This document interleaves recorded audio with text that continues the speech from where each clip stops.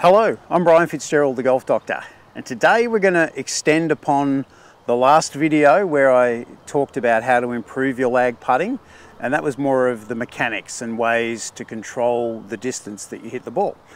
Today's video is about some games that you can play to make practice both more interesting and more efficient. And when you practice, if we can make things better during practice and have fun at the same time, it's a win-win. So the first game that I like people to play is to set up a 4-foot square or circle around the hole. And you can do that if your putter is 35 inches. It's basically your putter plus a grip and a little bit. So the length of your grip. That's roughly 4 feet. And we try and put that around our intended target. Then I would set up golf tees at 15, 20, 25, 30, 35, 40 and 45 feet.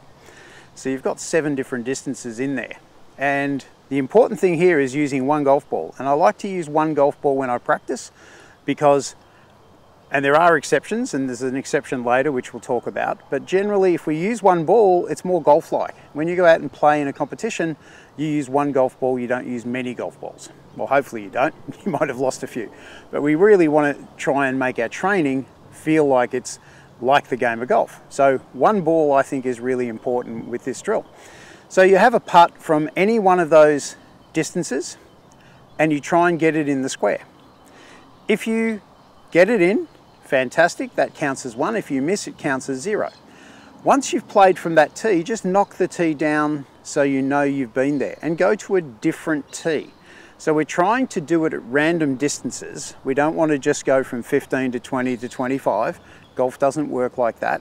You go random. So you might start at 15 and go to 40. Then you might go back to 25. But every time you've putted from that particular spot, push the tee down.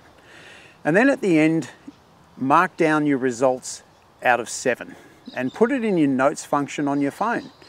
Today's date, how many out of 7 you got, and then do that on a regular basis.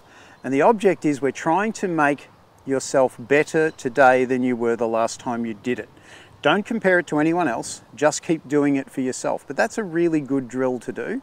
And you could do that a couple of times a week, but when you do it, try and make it golf-like and game-like. Take your setup, go through your pre-shot routine, line it up, all of the things that you would normally do, and apply it. There's no time limit on this. You don't want to rush through it. You just want to get the best score possible. So that's the first game that I really get people to play. It's a great one for getting your distance control. The second one is a game that I like to call Leapfrog. So I've set up at 30 feet away from, and I've put my car keys down here as a bit of a guide. So I'm going to set these balls up here, and this is the exception. With this one we need to use multiple balls, and you'll understand why in a minute. So I'm going to start here, and to start the game we've got to get the ball to go past the golf tees.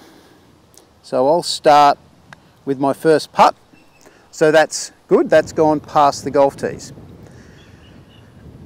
With my next putt I have to make sure that it goes further than the last putt. So I'm just going to aim this a little bit to the left. So that has gone further. So that would be a score of 2. My next putt has to go further than the last putt, which it has. My score is 3. And we keep going, and then down the end I've set up 2 alignment sticks at 30 feet. So we just keep going until either one of 2 things happen. I leave the putt short of the previous ball, or I hit it beyond where the alignment sticks are. So the object is we get as many balls as we possibly can. So I've got, what have I got? 1, 2, 3, 4, 5, 6, 7, I've got 8 balls here. So at some point I might run out of balls, so that's okay. I'll put all these other ones down, and I just remember that was 8, and I continue and I just leave the last one there. The trickiest thing about this is you're going to have balls in the way, so you can move across here so that when you putt, nothing really gets in the way. That was too far, but the object is we try and get our ball or as many balls as we can going progressively further. So it's a really good way of improving your distance control. So that's the first variation of this. And the little known variation is reverse leapfrog.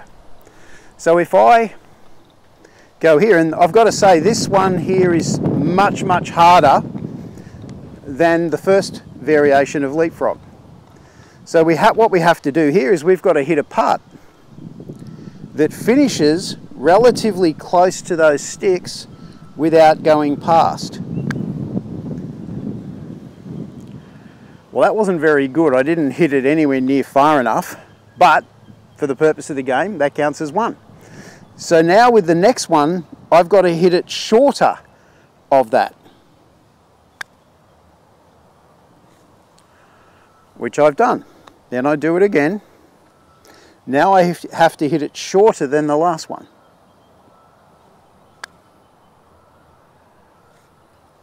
Score of 3. And we'll do it again.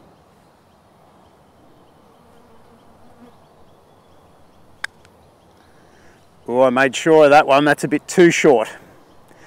So this is going to mean I've got to probably have a fairly bad score. Very short. And we'll do it again.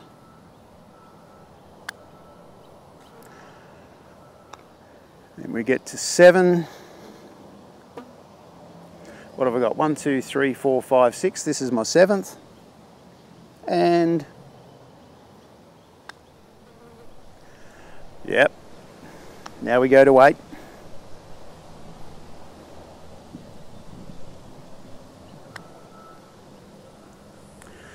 I'll hit a few of these back.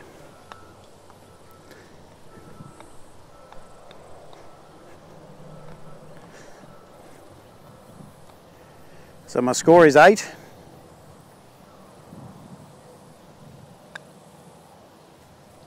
Nine.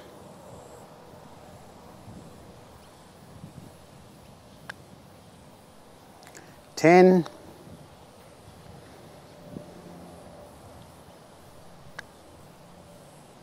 11, and so on, and you get the gist. So whatever it is, you write your score down, put it in the notes function of the phone again, and the object is we try and make today's score better than our last score. And if we keep doing that, we're going to progressively get better. Now, what I'd love to have happen is to have the numbers match up. So when you play leapfrog and reverse leapfrog, the aim would be to have a similar score. So it's difficult, and that reverse leapfrog is actually quite a difficult one because the first putt sets up the tone. If you do what I did and leave it well short, that's probably about 6 to 8 feet short of where I wanted it to. It makes it hard here. So it's just one of those games that you can play and do all three.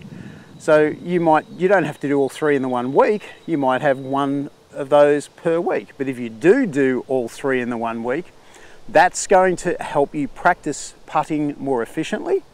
You also practice your putting more than you currently do. And as I said to you in that last video, and I'll put a link in the description and at the top of the page there about that last video, but if we can move up a level, so the average, remember I spoke about the average time spent on putting? Jason Day's 20 hours, PGA Tour average is 10 to 15, college is 7 to 10, or 5 to 10 I should say, club champion is 1 to 3 hours, and the average golfer is 10 minutes. 5 minutes before they play 2 rounds a week. So wherever you are on that list, try and move yourself up a level and you will definitely get better at the skill of putting. So putting is a game where sure, technique matters, and it's good to have a great technique, but even if you ignore technique and you just do these games, you will get more efficient and you'll get some skill. Putting is a skill. Skills can be learned.